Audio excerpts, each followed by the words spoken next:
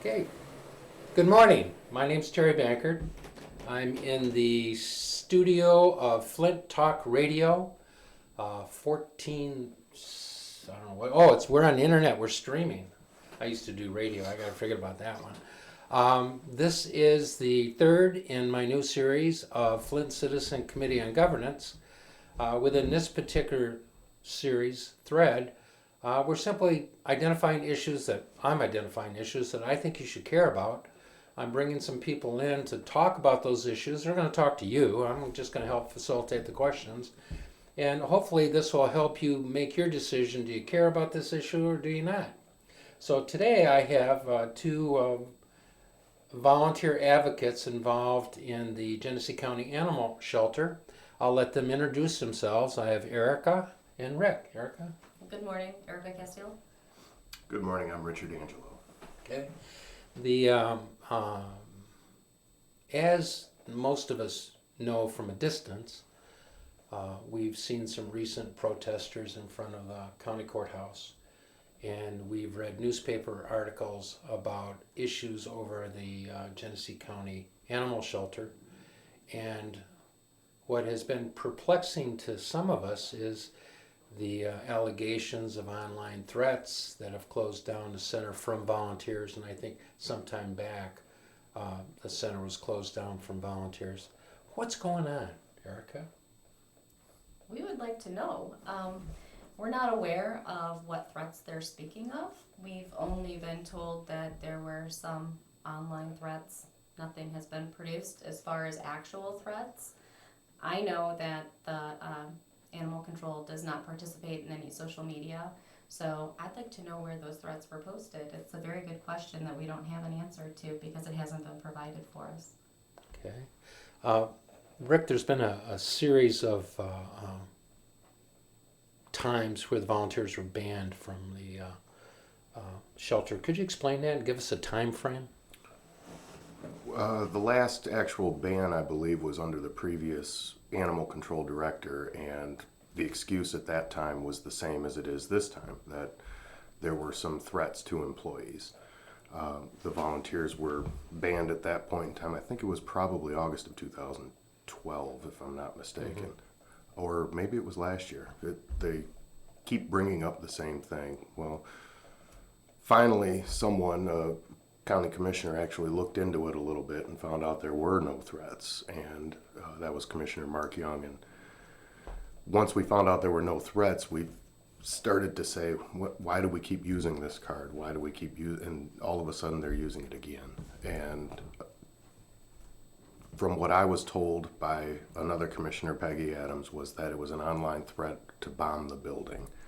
And apparently the response when you get an online threat to bomb that building, you ban the volunteers and leave the public and the employees who are being threatened supposedly in the building.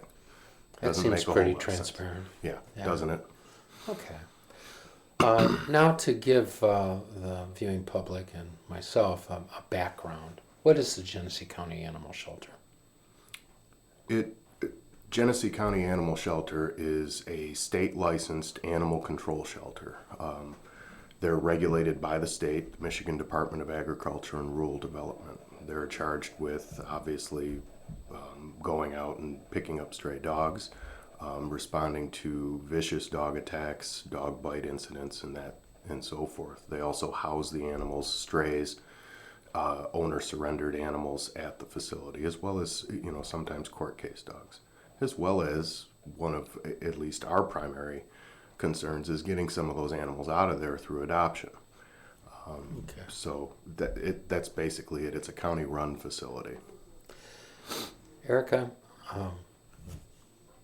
why are volunteers involved and why is it necessary? Well, the volunteers are involved because they care. They know that if they don't show up, that the dogs that are in adoption aren't going to get walked. They just stay in their very small cages. This is not the Humane Society. There are not kennels. There are cages stacked on top of each other, upper and lower cages, with a mat on one side and the water dishes and food dishes on the other. So they have to choose where they're going to go to the bathroom, either where they're going to lay down or where they're going to eat. So when the volunteers come in, we can get them out, we can get their cages picked up, cleaned up, get fresh water in there. We really feel that their quality of life depends on the volunteers coming in. It's not the most pleasant sight or smell, but the thought of not being there and what they're going through is what brings the volunteers back. Well, I want you to speak from the heart here. In an era where thousands of human beings are being slaughtered in Iraq and Iran, and we have a economy that's in a crisis, and people are without jobs, and there are Americans worried about their next meal. Why should we care about the animals? I think in this county, just like you said, in an economic downturn with lack of money and funds and all of that, I would say this is our cause. This is the cause that a lot of people have picked up in Genesee County. You saw the protest out in front of the county. We had almost 250 people there that day on a work day. That's huge. It is. We had city councilmen coming across the street to find out what was going on from Flint City Hall, right out in front of the courthouse. This is an important issue to a lot of people. And when I normally get asked that question, my firm response is that everybody in our community should take up a cause like this. This one is ours. We're not asking for any money from the county. We're simply asking, like Erica said, to take care of these animals, better the animal shelter, put some policies and procedures in place in there so that we can make it better without asking the county taxpayers for any more money. If everybody took up a cause, all the citizens in our community took up a cause and had the commitment that the volunteers and advocates in this county have had for the animal control and the animals there, we wouldn't have the problems that we have in our county, and we wouldn't need any more money to fix it. Eric? I'm sorry, Eric or Erica? Erica. Erica? I believe that, if we're not teaching the youth to take care of the animals, we wonder why there's so much violence.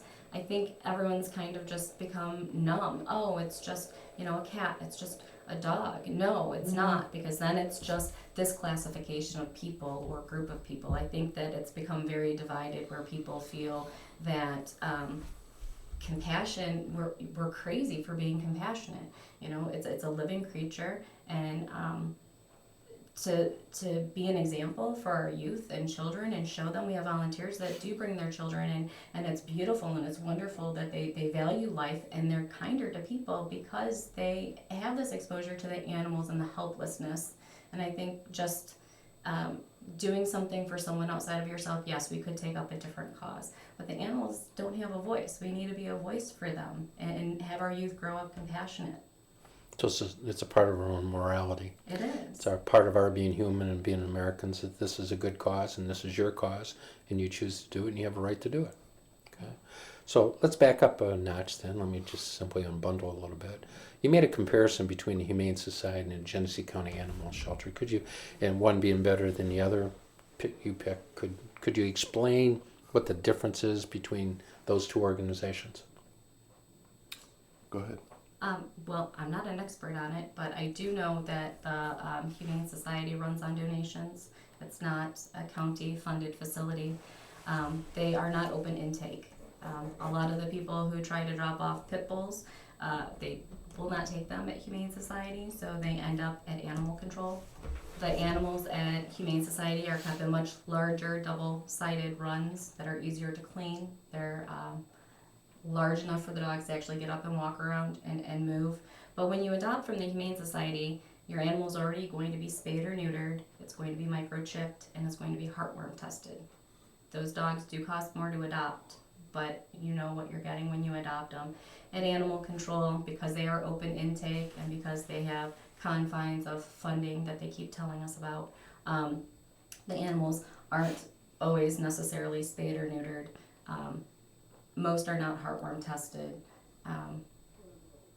It's just not as nice and clean of an environment, I guess. Okay. I don't know.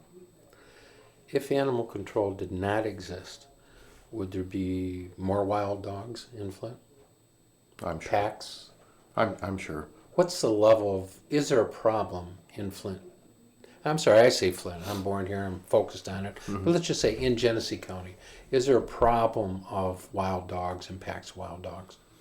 I don't know that I would call them wild. I would say there are problems with packs of stray dogs, Okay, stray dogs. specifically in Flint. And we know this for a fact. We have issues with pit bull fighting in Flint. That's a pretty well-known fact, and a lot of these dogs, when they have no more use, just are let go and do run. So it is a problem. So, and we need to try to be able to fix that. But along those same lines, we could have if we had the volunteers doing a little bit more at the shelter and loosen up the grip on maybe what we're able to do there, it could free up the employees there to be able to do their law enforcement end of the jobs better and more thoroughly. One of the posters on my thread when I announced all this said, why should tax dollars be involved in this? The spading, the neutering, and the chipping. It's not. It's not at all. No. Okay. Every time you go into animal control and adopt, when someone goes in to adopt a dog, let's say, they get that dog. If it's not spayed or neutered at the time, they have to pay a deposit, a $50 deposit. And if you bring back proof that that dog is spayed or neutered after the adoption, you get your $50 back. The problem is that a lot of people either don't do it or they just figure they'll leave the money for the county to use. Right now, at least by my last calculation and a FOIA request I sent, there was about $70,000 sitting in a fund. Specifically, those deposits are to be used to spay or neuter animals. That's not a tax. It's not tax money that's going from the county. It's actually being funded by people who go in there and adopt. And more than half of the budget for Genesee County Animal Control, about, I would say, almost $600,000 is funded by licenses, dog licenses that people purchase. So, I suppose it's technically a tax, but it's also being funded by the people who actually have animals. Erica, why should we attempt to save a pit bull that's had a fighting experience? Oh, that's a good question. There's so many animals. It's Socratic, I'm going to tell you. There's so Sorry. many animals in animal control. There's so many that are good dogs to be adopted. Honestly, I don't see those dogs at animal control. I think that the dogs that have had a fighting history never get that chance.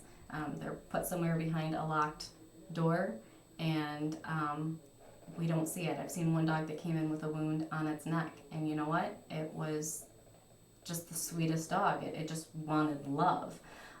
But I can't fairly answer that question because I haven't had that type of exposure. Okay.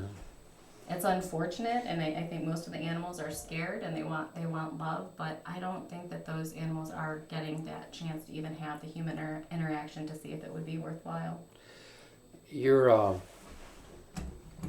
part of your agenda is in frustration of not being able to cause change in other ways. You're seeking electoral change of the commissioners themselves. So why don't we now get a little tough on this and explain the chain of events that have now led you to this conclusion that elected officials need to be removed because you think they're unresponsive to the public. And you're talking to the community, you're talking to your people, you're talking to people that haven't made up their mind yet, so it's your 5 minutes. Well, I personally have been doing this for about a little over 3 years now. I attend all the Board of Commissioners meetings. I attend the committee meetings. I've been doing it for about 3 years, and we felt we were being ignored for a long period of time. A lot of times we can pull citizens who care about this issue to a Board of Commissioners meeting to address their concerns, and we can get 60, 70, 80, over 100 people at times to come down to the Board of Commissioners meetings and express their concerns. And these are citizens who are taking time off work, going to get babysitters and all of that, coming into a 9 o'clock on a Wednesday meeting to express their concerns.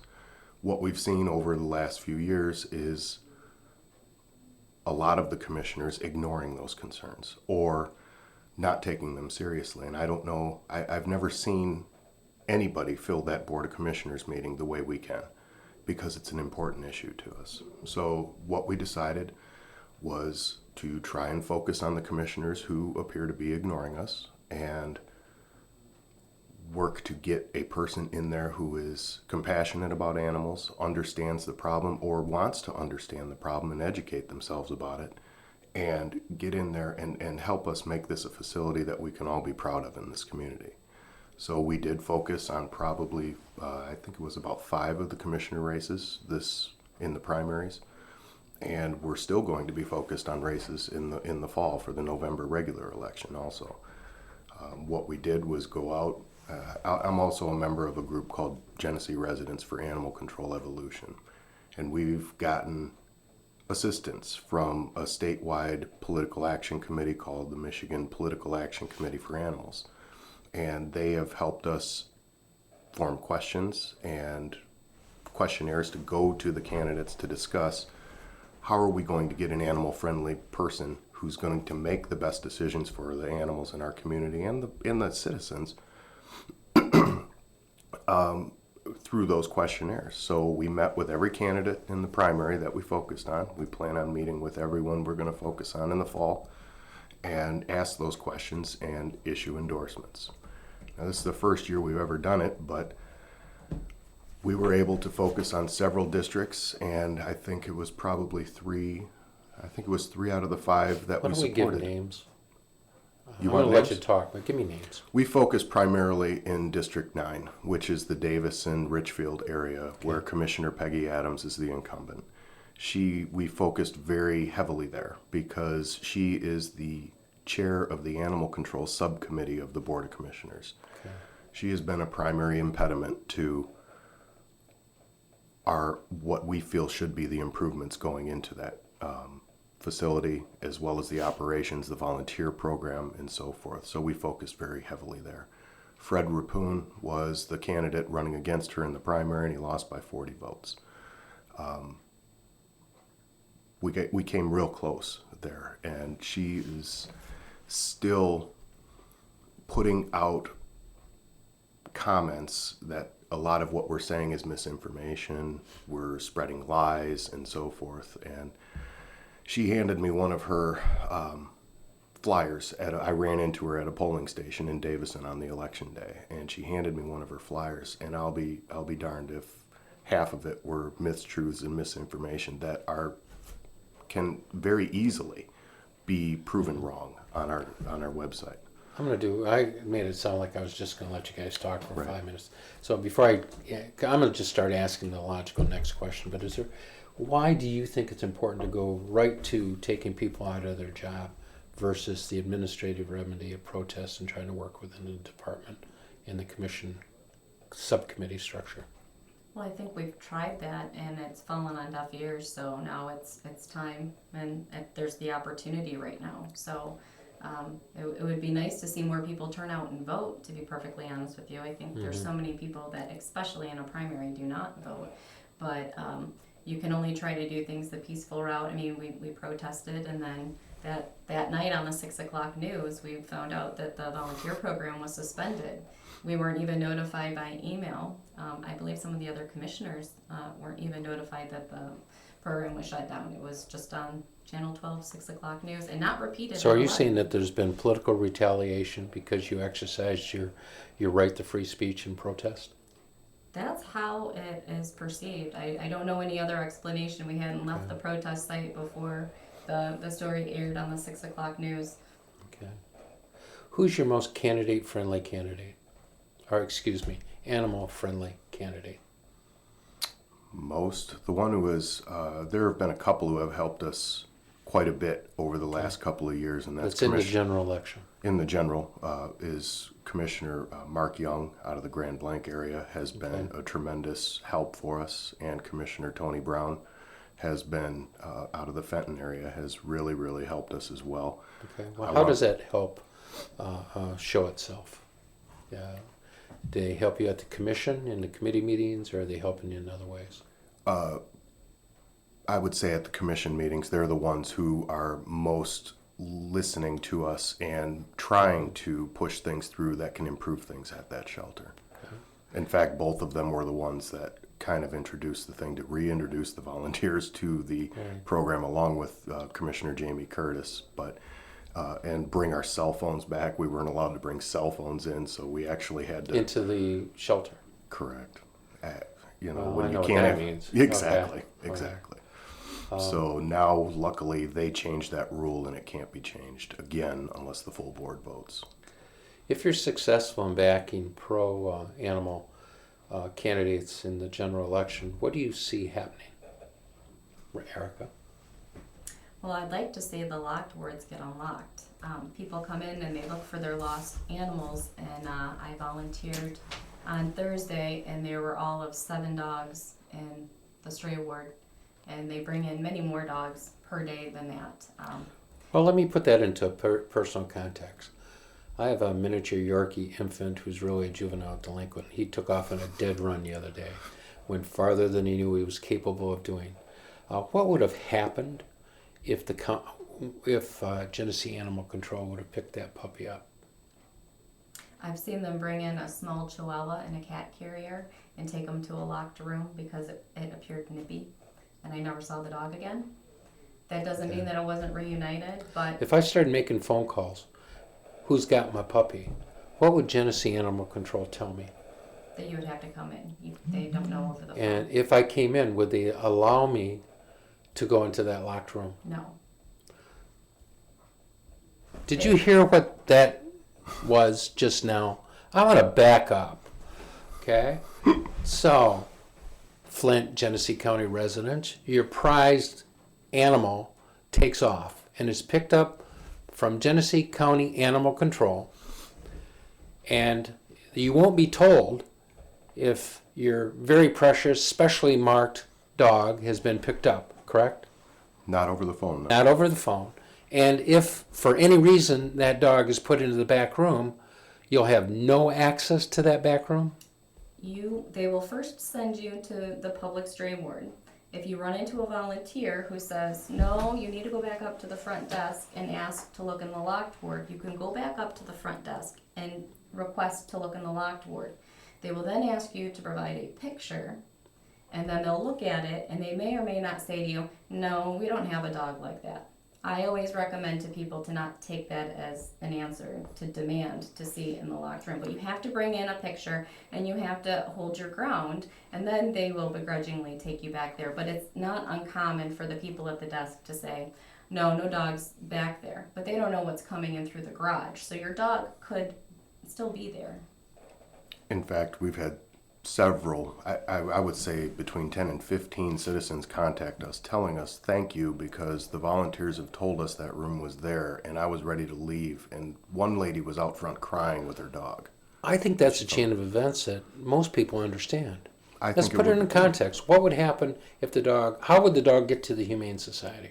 They don't have pickup, so how would the dog get there? If someone found a stray and took it there and it didn't have pit in it, they might take it. But a lot of the people I see at Animal Control say the Humane Society wouldn't take this dog.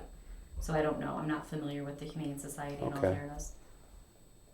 And so the most valuable in this fact situation, the volunteers are really the protection for the general public then. In a lot of instances. Okay. Last Friday when they closed down the animal shelter because employees didn't show up for work, there were about 10 volunteers in the parking lot who were standing there and were turned away. And we watched, I was one of them, watched at least 10 people coming up with animals or looking for their animals, or one lady had a injured kitten that she wanted to put down. It was, all of those people got turned away that day. And were all assisted in some way, shape, or form by the volunteers standing in the parking lot who were turned away by the shelter. Linda Wallace says she keeps getting commercials when Erica talks. Explicative, she says. So Erica, talk to Linda Wallace right now. Hi, Linda. What do you want me to say? We want to get the locked doors unlocked. I told some people we were doing this and they could ask me some questions here. I just remembered that I'd done that. Okay. I'm going to walk through the list that I got out of the Flint Journal. Stop locked dogs in the private room. We talked about that. Let's talk about the euthanasia rate. Why is Genesee County's too high? What do you measure it against? Other shelters in throughout the state. Last year, the euthanasia rate, about 6,000, a little more than 6,000 animals went into Genesee County Animal Control through the front door, and only about just shy of 3,000, I believe, left alive. Actually, it was less than that. It was about 2,400. Okay, so how many went in and how many came out again? Somewhere between 6,000 and 7,000, and about 33 to 35% left alive. That's 3,000. I'm sorry, I'm thinking ahead. Right. I dropped out of biology because I can't. I do wish this I in would my have head. remembered the numbers offhand. But So I just roughly don't. each year, 3,000 wolfies and fluffies are killed. Those are the two dogs out of the Right. Terminator. I didn't want to name my own. It's usually more than that. Last Wow. year we actually had, some volunteers help. And those dogs could be people who are actively looking for their dog. Could be. Okay. What if there's a collar on the dog? What happens then when animal control picks that dog up? If there is identification on the dog, they are supposed to notify the owner of that dog and hold the dog for 7 business days. 7. 7 Do they? on occasion. Okay. I don't know that we have any specific facts that show that they don't. Okay. Erica, there was a statement that either you or one of the advocates would like to have a no-kill policy. How would that work? I am not the expert on no-kill. I think a lot of the commissioners and people that are against the advocates hear no-kill and think that we expect 0 animals to be put to sleep. And from what knowledge I do have of the no-kill revolution, that's not the case. I believe you only have to save 90 to 95% of the animals to be considered no-kill. Of course, you're going to have animals that are ill, or given this area, you are going to have dogs that are too aggressive that it is not beneficial to anyone to try to adopt it out. That they're just too unpredictable.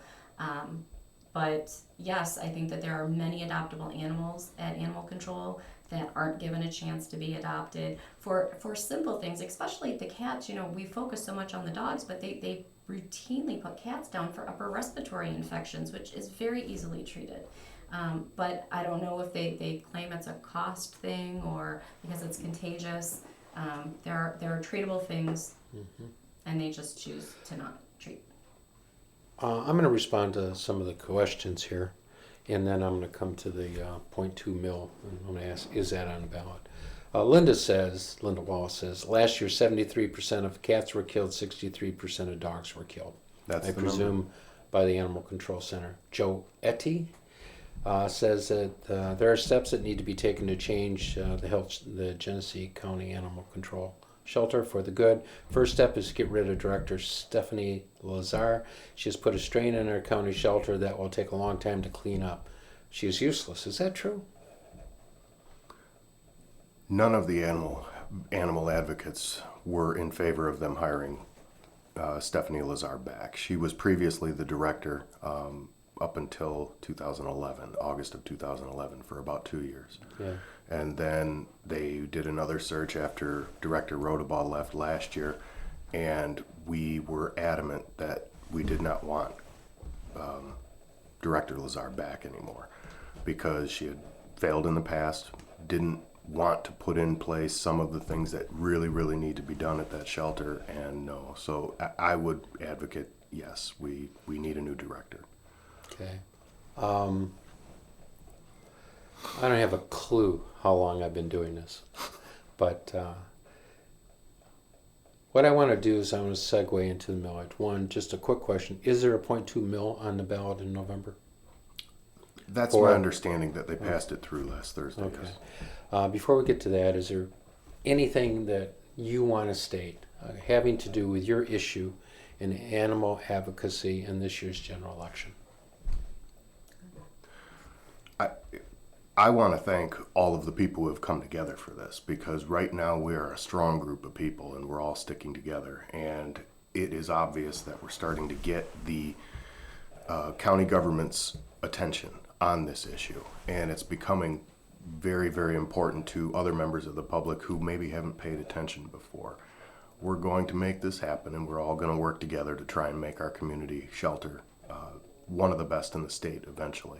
We think we can do it very, very quickly if we get the right people on top in leadership. So let's all stick with it and keep doing what we do. Everybody's playing their part. Erica?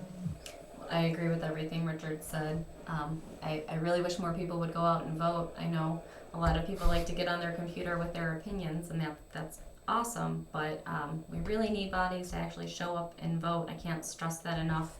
It was very disappointing, the turnout for the primary election, with all of the work leading up to it, and sometimes I feel like I'm preaching to the choir, but if your animal is missing and you go in that facility, you will understand where we're coming from.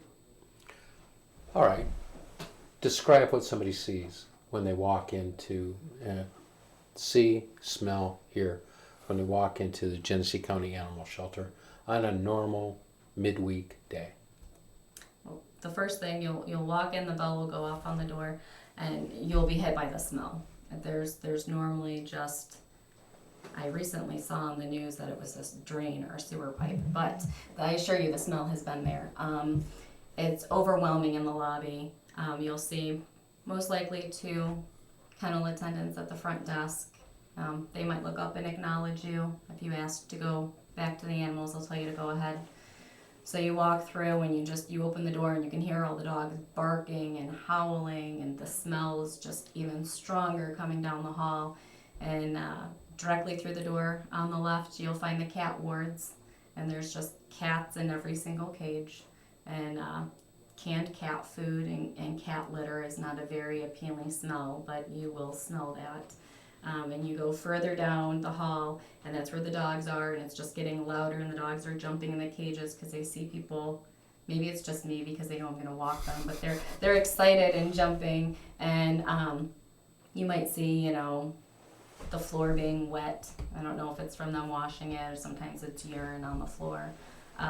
You'll see dishes in the cages that have spatter on them from where they've sprayed the cages but not put fresh, clean dishes in. Most of the water dishes are dirty. They have sediment or suds in them. Most of the cages will be dirty. And you see a lot of doors that have a board in them that say closed for cleaning. You can't look in the window inside. Those would be some of the locked wards. And hopefully you'll find a volunteer that can help you. Mm-hmm. Not always, but sometimes. Totally agree. I got nothing to add on. It's a very sad place to walk into sometimes, and to be quite honest with you, we've lost some very, very good volunteers because of the atmosphere there, and they just couldn't take it any longer.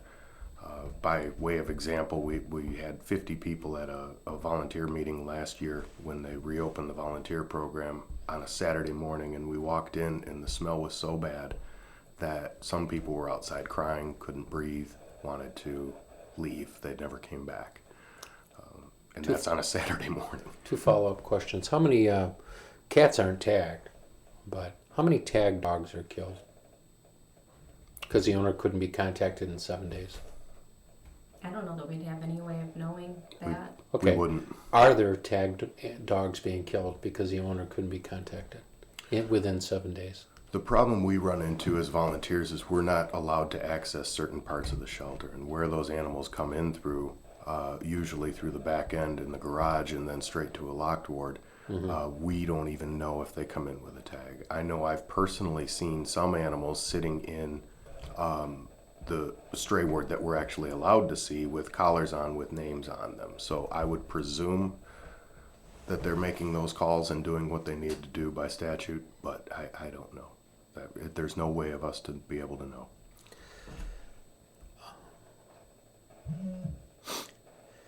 Let's describe the reaction of a Genesee County resident whose precious pet had been missing for several days, and they go into the animal shelter public portion and they find it.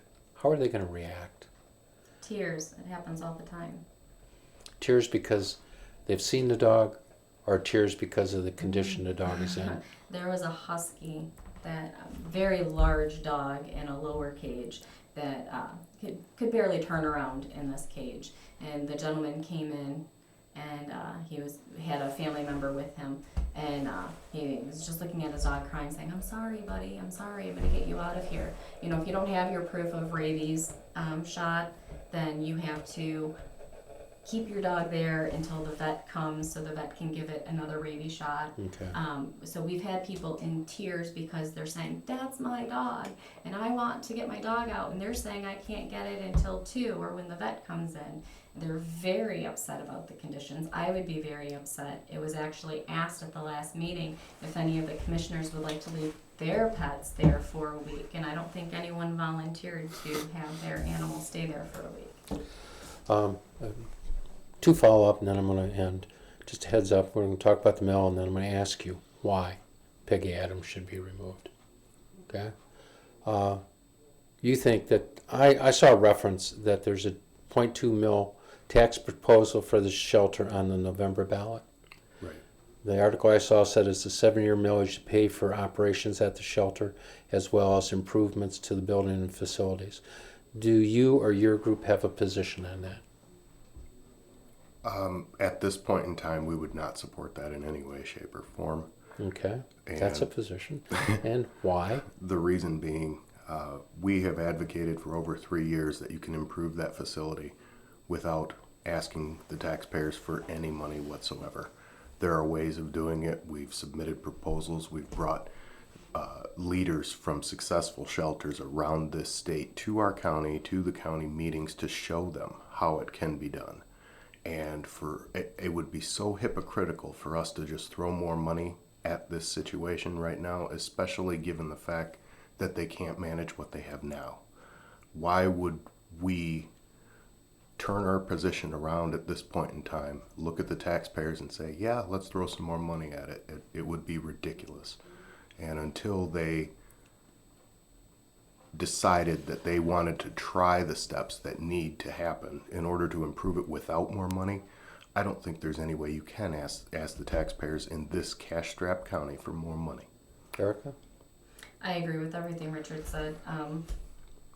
That there's so mismanagement and staff not doing their job as it stands. I feel like this was a ploy to take the people who are on the fence about our cause and turn them against us. They're saying, hey, whoa, I don't want any more of my tax money. We didn't ask for this. And I feel that it was very carefully orchestrated, because as soon as we made any sort of advancement with being compelling with our stories of how poor the conditions were and the staffing was there, they said, hey, and I just happened to have in my pocket this idea for this millage. And it came across as if it came from us, and it in no way, shape, or form did. Okay. So your group, what's the name of your group? I'm part of a group called Genesee Residents for Animal Okay. Control Evolution. It's All right. Grace on Facebook. Yes. And there's a whole bunch of groups that are involved. So there's more than one group. You're representative of different groups. You feel that the 2 mill should be defeated because it's not necessary, and that certain county commissioners should be replaced with somebody else. Could you name those commissioners and who they're running against?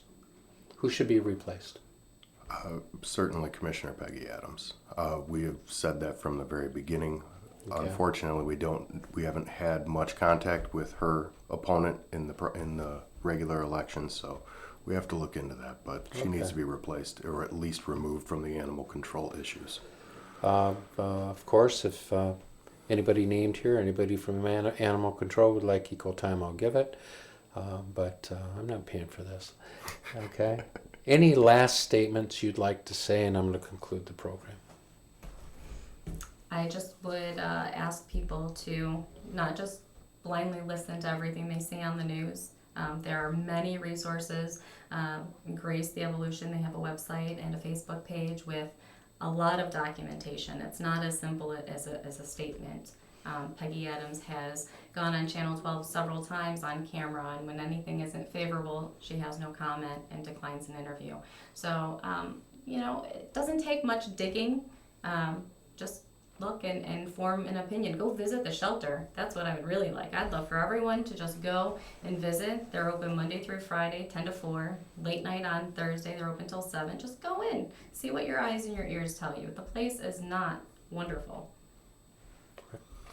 I would say let's keep up this good fight. If Commissioner Adams keeps saying that there's a lot of misinformation out there and there's a lot of lying going on, please, I would say go to the Grace page on Facebook. There's a ton of information. A lot of people get upset that we don't post very often, but it's because we want to make sure that everything we put on that page is backed up by facts and documentation so that people know what we're bringing to them is the truth and know how to respond to their commissioners or others who are detracting from the cause. There's great facts and everything on there. If you ever have any questions, send a message. We're happy to respond very quickly. Very slowly restate that link. It's called Genesee Residents for Animal Control Evolution, or GRACE, and you can find us on Facebook, or you can go to the website that'll link it to you. It's called gracetheevolution.com. Well, thank you very much. This is Flint Talk Radio. Google Flint Talk Radio. That'll get you the link to this program. My name's Terry Bankert. This is my ongoing series, Flint Citizens Committee on Governance. Our theme here is caring about how animals are treated. This is an issue that you should care about. There's an election that is being advocated that positions be taken on a millage question and on personnel to help the animals and to not waste taxpayer money. My name's Terry Bankert. Thank you very much.